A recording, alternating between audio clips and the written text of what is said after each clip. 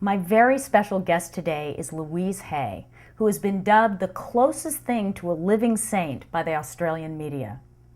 Considered one of the founders of the self-help movement, she is the author of more than 24 books, including the international mega bestseller, You Can Heal Your Life, which has sold more than 35 million copies around the world. The New York Times calls her one of the best-selling authors in history. Thanks to Louise's healing techniques and positive philosophy, millions have learned how to create more of what they want in their lives, including healing and well-being in their bodies, minds, and spirits. She is the founder and chairman of Hay House, a successful publishing company that began in the living room of her home before turning into a worldwide publishing company with offices in the UK, Australia, India, and South Africa. Hay House authors include Wayne Dyer, Dr. Christiane Northrup, Susie Orman, Dr. Brian Weiss, Doreen Virtue, and many other notables in the self-help movement. An active philanthropist, her nonprofit organization is the Hay Foundation, which supports those dealing with AIDS, battered women, and other challenged individuals in our society. Although she is now officially retired, we saw her on Oprah last year, and now I am thrilled to say that she is here with us today. Well, welcome. It is such a pleasure and honor to be interviewing you. Thank you. So you say that if we change our thinking, we can change our lives. Oh, we do. We do, constantly, all the time. You think a negative thought, you're going to go on a downward spiral. You think a positive thought, you'll attract wonderful things to you. Absolutely. Well, so can you share with us a little bit more about your beliefs and ideas and thoughts about ourselves and the cause of our physical and emotional problems? Well, I have come to realize it boils down to choosing the thoughts you think and choosing the foods you eat.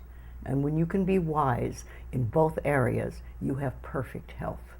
Because the body knows how to take care of itself, but not if you give it a lot of junk.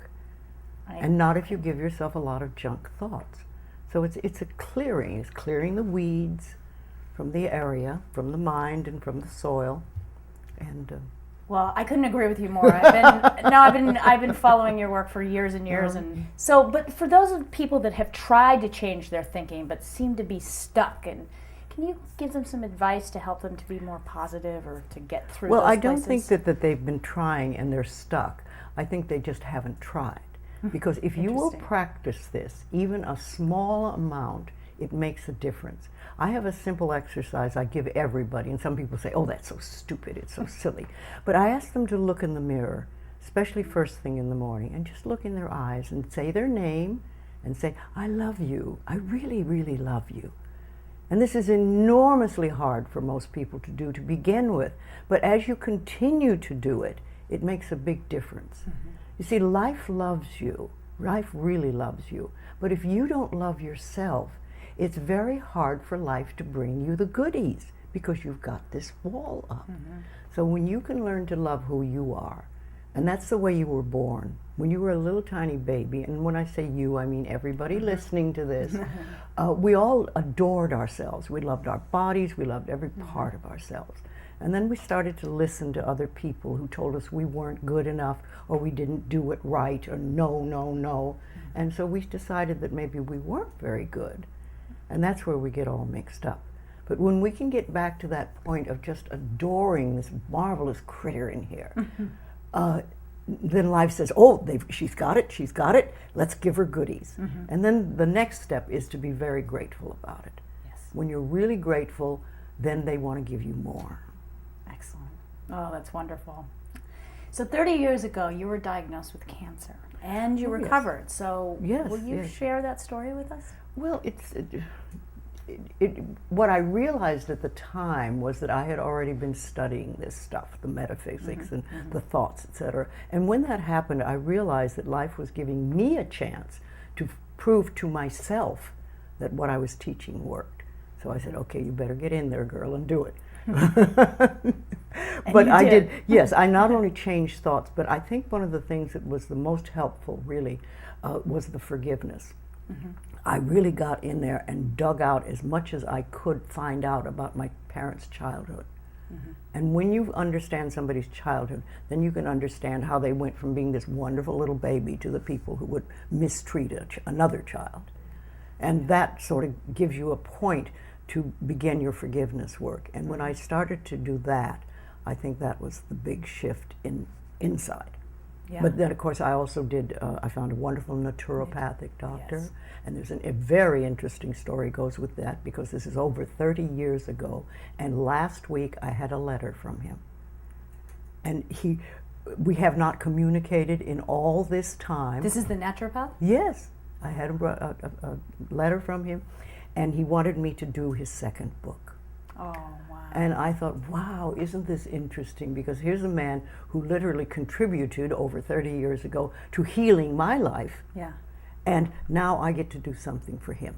That's so beautiful. So we said, you know, comes full circle, yes, right? Full circle. So That's I'm going wonderful. to do whatever I can for him. So we had the manuscript come, and you know, we've gone over it, and we really like it, and it's wonderful. That's beautiful. And you know, you can't make this stuff up. No, you can't. When life has an opportunity it wants to present to you, it's there. Well, it's interesting. My ex-husband had cancer, and we did very similar things. It was the food, it was the lifestyle, it was looking at yourself in the mirror, looking at the history and where you come from. So I remember beating a lot of pillows. Yes, exactly. There you go. So Hay House South Africa gives 100% of its profits back to the people of South Africa. Yes, to the NOAA group. Okay. Yes, and which it's is specifically to the 800,000 children orphaned from the AIDS epidemic. Yes, we can't do them all. I mean, that's a lot of people, but we No. take whatever profits we have and we give it to one of the NOAA groups Right. there. Well, what drew you to this cause? Why South Africa? I've been working with AIDS since day one. I know you have a power. You know, you've had a powerful. I didn't effect on ask these for it, people. but life said, "Here, you handle this one." Right. In a time when nobody knew anything, nobody People knew were what. scared. Oh, they were terrified. They wouldn't touch each other. They were. Oh, it was so silly. I wouldn't get into that. But I knew I would never get it. I knew Right. that, and I just treated people as people. But so I've been with AIDS since day one. And, you know, all AIDS things sort of touch my heart. Oh, that's so beautiful. Yes, you know, I have a small foundation, and I call it heart money, because when I hear of something that touches my heart, then I give what I can to them. That's fantastic. So, since we're here at the Spiritual Cinema Circle, we have to ask you about movies. When did you first fall in love with movies? Oh, well, this is interesting because I grew up in the Shirley Temple era when everybody went, all the kids at school went to see Shirley Temple whenever it came out, and they'd all come and they'd talk, but I never went to a movie, never went to one movie in my entire childhood, with one exception. I had a very bad toothache one day, and it must have been really bad for them to take me to a dentist and spend money. And they pulled my tooth, and I was so frightened that I fainted. And I remember waking up and I was having my face slapped by my stepfather, not the dentist. And then that tells us a lot about your history. and then he took me to a movie, and it was The Bride of Frankenstein. Wow. So that is really strong in my consciousness Yeah. for a long time. It's the only movie I saw till I grew up. The Really? only one. I never got to see a Shirley Temple movie. I Oh got my to God. see The Bride of Frankenstein. I don't blame you for being a little bit not so interested in going, but you must have some favorite all-time movie. I mean, there well, must be something that you Harold and Maude is probably Really? my favorite all-time And inspired movie. and touched but you? a lot of it. Yeah? I've seen it, 40 times. Really? Yes. Yeah. What inspires you about that movie? Well, it's just a charming movie. It's very, very charming, and it's funny, and it's goofy. Yeah. And, there's a lot of movies that I've liked over the time. But, I've just made a movie 2 years ago, and it was my first movie. And what I was thinking at the time, it's so interesting because most women in their 30s or 40s in the movie industry, can't get a part because they're too old. And here I was, 80 years old, making my first movie and you being go. the star in it. And Yeah. getting to do my own dialogue. And I I thought, know. wow, this is really great. I saw your movie, by Yeah. the way, and it's wonderful. It's very wonderful. So if you were to recommend to people, or to young people, what movies they should watch, would you recommend? I would say movies that inspire them. Yeah, exactly. Yes. Exactly. Things that inspire you to feel good, and things that give you a warm feeling in your heart. Exactly. Yes. Can you give us any positive message that you would want to get out there to our Teach to our people to viewership? love themselves. Yeah. Teach people to release the guilt. I think it's one of the biggest things I've done in my work is help people release guilt, because we all walk around with this huge pot of guilt that we carry. One of the things that I think about the work that I do and the work our company does is that every product that we sell or that you get as a gift from us has the possibility to change the quality of your life, to improve the quality of your life. Now, whether you actually take that opportunity or not is up to you. That's freedom. But you have, everything we give out can help people really improve the quality of their lives. And that feels good. Well, thank you for that. You're welcome. You've inspired a lot of people to change their lives and to love themselves.